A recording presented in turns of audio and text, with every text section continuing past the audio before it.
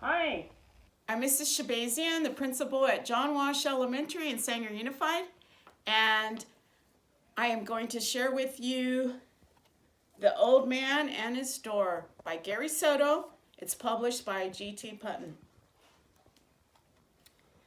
In Mexico, there's a little song that goes like this. La puerta, el puerco. There's no difference to el viejo. That's because to a viejo, an old man, they sound so much alike, especially if he's not listening carefully. Of course, in Spanish, la puerta means the door, and el puerco means a pig. So young or old, if you don't listen carefully, it can get you into trouble. This is a story of an old man in a little village who was good at working in the garden, but terrible at listening to his wife. He would grow the biggest tomatoes and the hottest of hot chiles. His chickens were large and white, and his pigs as plump as water balloons. But whenever his wife called him, he would hurry into the garden and pick up a hoe, pretending to be busy. Later, over dinner, he'd say, "Vieja, I didn't hear you." On Saturday, while he was giving their dog Coco a bath on the porch, his wife came out of the house dressed in her very best clothes. She was off to see her comadre for a barbecue. "I don't want you to be late, viejo," she warned. "I won't," he promised. "Just let me finish here." But right then, Coco jumped from the tub and ran with a mountain of suds on his back. The old man dropped the soap and scrub brush and ran after him. They circled the house 3 times and the avocado tree 9 times, with the chickens and the pigs stampeding behind. "I want you to bring El Puerco," the wife screamed each time he came around the house. "Did you hear me? El Puerco. Don't forget to bring the pig." "Sí, entiendo, I hear you," he panted as he ran, not really listening. Finally, Coco ran into the tomato vines when the old man caught him and carried him back to the tub. The wife, left dizzy from watching, she closed the gate behind her and she set off on the road. The old man started Coco on another bath.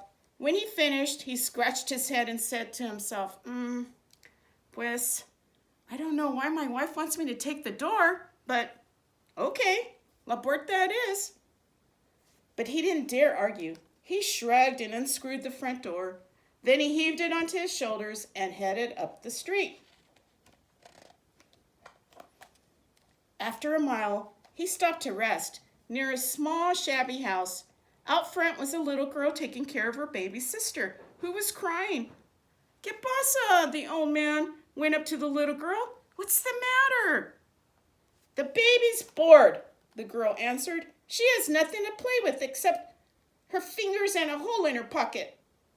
"Pobrecita," he said as he combed her hair with his fingers.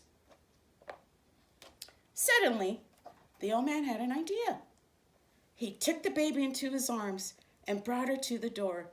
He placed the baby on one side and himself on the other.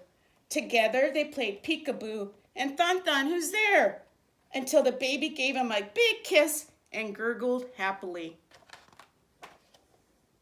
The old man continued on his way to the barbecue, whistling and playing Kick the Rock. The road was empty and the sky was big, as wide as a hat. Then, as he paused under a tree, the door bumped a beehive hanging from a vine. All around him buzzed a swarm of angry bees. "Ay, ay, ay, ay, ay," he shouted. "Oh!" And he grew tired. "These bees are too fast." Panting, he lay down with the door on top of him until the bees buzzed by. Then slowly, he opened the peephole and he saw only a square patch of sky. "That was close," he said, and rose to his feet. The old man looked at the beehive and imagined the honey inside. No point in wasting it, he thought. So he drained the honey into his hat, balanced it on the door, and continued on his way. Soon, A ragged goose dropped from the sky and landed on the door, now heavier by the weight of a few scuffy feathers. Por favor, rest on my door, the old man offered. Ride as long as you want. The ragged goose honked gracefully. She rode for a mile, and when the old man stopped to rest, the goose flapped her wings and flew away.